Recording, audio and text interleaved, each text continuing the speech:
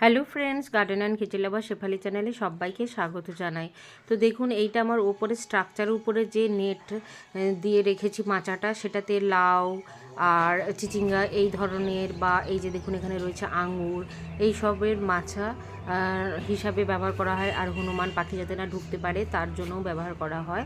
তো একটা শশা যেটা খুব লোভনীয়, সেটা হনুমান পাখি সবারই জন্য, সেই জন্য তার জন্য একটা ছোট্ট মাচার ব্যবস্থা করতে হবে, যাতে ওপর থেকে পাখি না হনুমান খেয়ে নিতে পারে।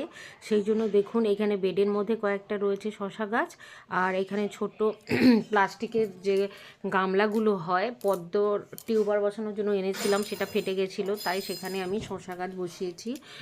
এর আগে আমি মূলো বসিয়েছিলাম, আর দুটো 12 ইঞ্চি গ্রো ব্যাগের মধ্যে শশা গাছ আছে। সব মিলিয়ে একটা মাচা বানিয়ে দিচ্ছি। দেখুন, 4 সাইড থেকে 4টা প্রথমে এই যে কাঠের বাটাম আমি পুঁতে দিয়েছি, তার মধ্যে একটা নেট বেঁধে দিচ্ছি 4 সাইড থেকে। এই নেটটা নিচে আমার উচ্ছে বা করলার মাচা হিসাবে ছিল, সেখান থেকে নিয়ে এসেছি ছাদের মধ্যে।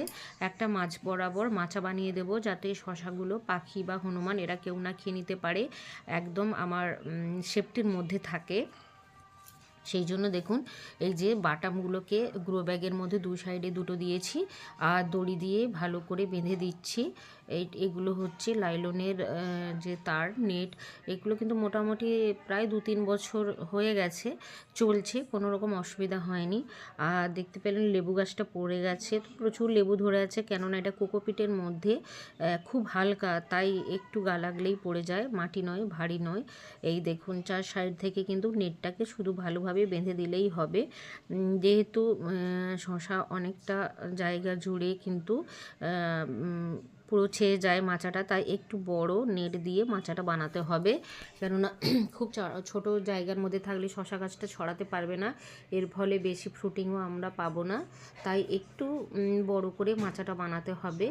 আর ওপরে যে লেয়ারিং মাচাটা আছে সেটা প্রথমেই দেখালাম, সেখানে লাউ আছে, তার মধ্যে চাল কুমড়ো, চিচিঙ্গা, এগুলো কিন্তু ওপরে মাচায় উঠে যাবে। এগুলো কিন্তু হনুমান বা পাখিতে খুব একটা খায় না বা নষ্ট করে না, তো সেই জন্য ওপরের মাচাতে এগুলো ফুলবে, কোনো রকম অসুবিধা নেই। আর যেগুলো ধরুন ঝিঙে, তোরই বা শশা, এই যে লোভনীয় যে সবজি বা ফলগুলো, এগুলো কিন্তু পাখি বা হনুমান খেতে খুব ভালোবাসে, তাই এগুলোকে আমি যদিও প্লাস্টিক দিয়ে বেঁধে রাখি, তাও সবসময় কিন্তু বাঁচানো সম্ভব হয় না। তার জন্য আপনারা চাইলে এরকম ছোট মাচা করে নেবেন। আর অনেকের তো স্ট্রাকচারের ব্যবস্থা নেই, বা উপরে যেভাবে আমার পুরো ছাদ বাগানটা একদম নেট দিয়ে কভার করা আছে সেরকম ব্যবস্থা নেই, তাদের জন্য এরকম ধরনের একটা মাচা বানিয়ে নিতে পারেন, খুব সহজেই, সিম্পলভাবেই হয়ে যাবে। অতিরিক্ত বাঁশ বা কাঠ, দড়ি, এগুলো কোনো কিছু লাগবে না। আর যারা চাইবেন বাড়িতে যদি কোনো দড়ি থাকে, তো দড়ি দিয়ে পেঁচিয়ে পেঁচিয়ে একটা নেটের মতো বানিয়ে নিতে পারবেন। আর না হলে এইভাবে রেডিমেড যে নেটগুলো পাওয়া যায়, সেখানে শুধু 4 সাইড থেকে দড়ি দিয়ে নেটটাকে এইভাবে সুন্দর করে টান টান করে বেঁধে দিতে হবে, তার ফলে কিন্তু মাচাটাও খুব সুন্দরভাবে থাকবে। আর যেহেতু শশা গাছটা উঠলে মাচাটা একটু ভার পড়বে, তাই যাতে নেটটা এক জায়গায় জড়ো না হয়ে যায় বা ছিঁড়ে না পড়ে, সেরকম কিন্তু দড়ি দিয়ে একটি শক্তসমর্থভাবে বাঁধতে হবে।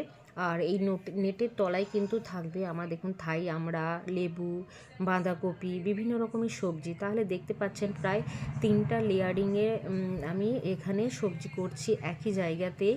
এই দেখুন এইভাবে দড়ি দিয়ে আমি এই ছোট মাচার মধ্যে তুলে দিয়েছি, ফলে এখানে সহজেই এই দড়ি বেয়ে এই মাচার মধ্যে শশা গাছগুলো উঠে আসবে।